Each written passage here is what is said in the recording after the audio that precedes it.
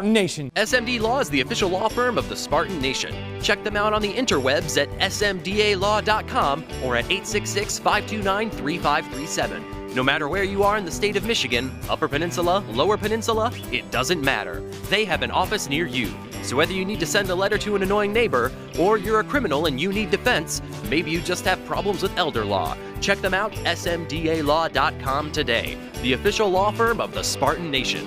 Call them first. Then you act. Welcome back, ladies and gentlemen, Spartan Nation Radio. It's great to have you.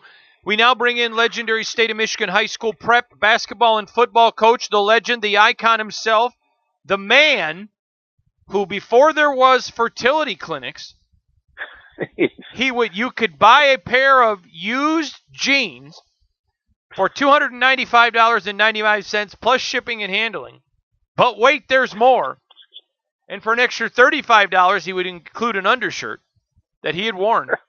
You could hang it on the bedpost and guaranteed pregnancy within 48 hours, even if there was not copulation. That is how impressive a man he is. Let's bring in Coach Chuck Grenier for the good, the bad, and the ugly with Spartan Sports. Talking Final Four. How are you, Coach? Well, I must be pretty good. Yeah, there you go. Yeah, I'm great. How are you doing? I'm doing great. Coach, I want to start by talking with you about this team. We're going to have you back for an end-of-the-year wrap-up segment next week of basketball. Then we're going to turn our attention to football. Actually, we're going to do football next week, and then we're going to turn around and do the final recap of basketball. Then over the off-season, it'll be all the different sports. But I want to kick in with you about basketball. Final Four, these kids overachieved. They should not have been in the Final Four.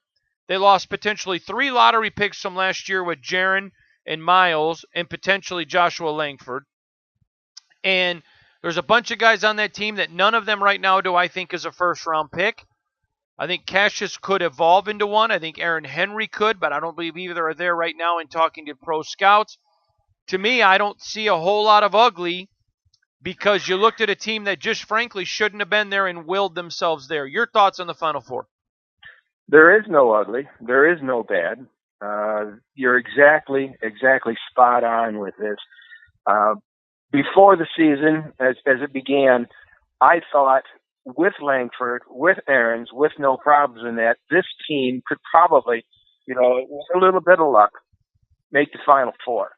But after losing Langford, losing Kyle and having some injuries to his back during the course of the year, you got to remember Matt McQuaid went down for, I think, 4 to 6 games. Nick on Ward. that one. Then you got Nick Ward with his hand, and I think this team is like the poster boys of overachieving. This is really, even as a championship team, I think this team, looking back on a year from now, this team, I would say, would be my favorite team. This amplifies everything that the Izzo system is about. Play hard, play with toughness, and just keep working. That blue-collar, lunch pail mentality. You just got to hand it to these kids. They just did an outstanding job. Coach, the thing that stood out to me, and I had a front row seat to the entire season, was a group of young men that there was not the talent of many other Spartan teams. In fact, I went through and looked. I would say that this may have been Izzo's 11th or 12th most talented team. Talking about just physical individual talent. But it may have been his best team as far as playing like a unit. And I'm getting emails from people, and I'm going to do an article later this week using names, telling me they're tired of getting to the Final Four and not getting over the hump, just bitching. To me, that is the most ignorant. I mean, if that's the way you feel, go be a fan of Duke. But to me, that's just self-serving and ignorant. And oh, by the way, since Tom Izzo became the head coach at Michigan State, he's got 8 Final Fours. Mike Krzyzewski has only 5. And yes, Krzyzewski's won 1 more title, but give me a break. I think it's preposterous. I mean, get tired of getting you the Final Four and losing. How many colleges are out there that could participate in this NCAA tournament? 120, 130. I can't remember what the number is out there, but then it boils down to 64 that started out. and to get to the time, do they understand how hard it is to win a game, period, during the course of the year, and when you're in conference, and then you get to this tournament where you've got the best of the best out there, and you make your way through those weekends and get to the Final Four. It's an achievement in itself. That's why they hang up banners that we were to the Final Four. This is just a marvelous coach that did a great job over the course of the years. Probably, my opinion, definitely basketball coach of the year. I mean, who else could do this with losing that talent and not really having that great a talent on your team to begin with, and face those injuries and get all the way to the Final Four. And, you know, if it wasn't for just a couple three-pointers by Mooney, that game was right down to crunch time at the end of the game. They could have made it to the title game this time.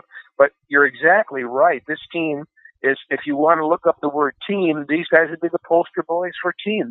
They play so well, so hard together. And I was watching one of the analysts at one of these programs, and they said the interesting thing about this team, they don't care who has the stats, who hits the winning shot. They're happy for whoever does it. They don't have that ego that they need to be doing it. They just play and want to win as a team. So whoever thinks that just to get to the 8 and then we get to the Final Four and then we don't get to the title game, that it's not good enough. Well, everybody wants to win the last game, but to get there is an amazing feat in itself.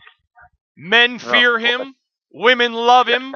Puppies want to go live with him, and clowns run in fear and hide from him. The great Coach Chuck Grenier. Coach, sticking on this theme, I thought it was the best coaching job Izzo's staff has done for him in his entire career.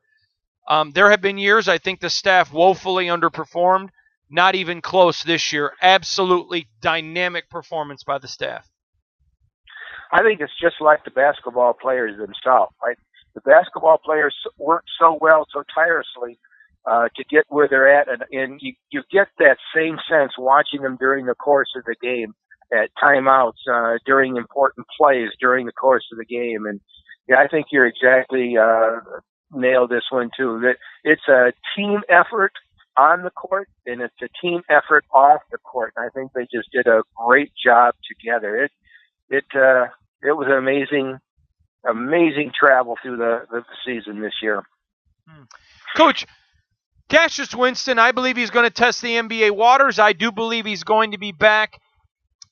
He is going to have an opportunity to be the only player in college basketball history with 2,000 points, 1,000 assists, and that's simply if he just keeps his averages from this year. How special is Cassius Winston, and do Spartan fans realize yet how special he is? I don't think so. I mean, that if you're getting emails that say, we're tired of losing the Final Four, this was a team and led by Cassius, no doubt about it. And Texas Tech knew how to win this game. It's like that old saying, we cut off the head of the snake and the body dies. And I think that's pretty much what it was. They tormented him so much and got into his face and the switches and everything that it took a little bit of his game away, but he was still able to score. He didn't get the assist on this one, not exactly his fault, but there were open shots the guys missed, but I think fatigue was the worst enemy there, only followed by maybe depth on the bench at this juncture of the tournament. But to watch him play, he looks like a guy that's out there from you're playing rec ball, and he just does so many things. His demeanor on the floor is so positive. There's no fright involved. There's no fight or flee. He is just so confident, so cool on the floor. I think it just translates into their games too. So we're watching something special here, and I think he will be back next year. I hope he will be back next year because I predict big things from this team next year. All right, I want to ask you last question. I'm going to let you go. If you had to take Cassius Winston out of it and name an MVP, who would it be? Oh, an MVP for this team. I think you'd have to go with McQuaid. McQuaid did such a great job. He came through at the Big Ten tournament, gangbusters. I mean, he just did a fantastic job.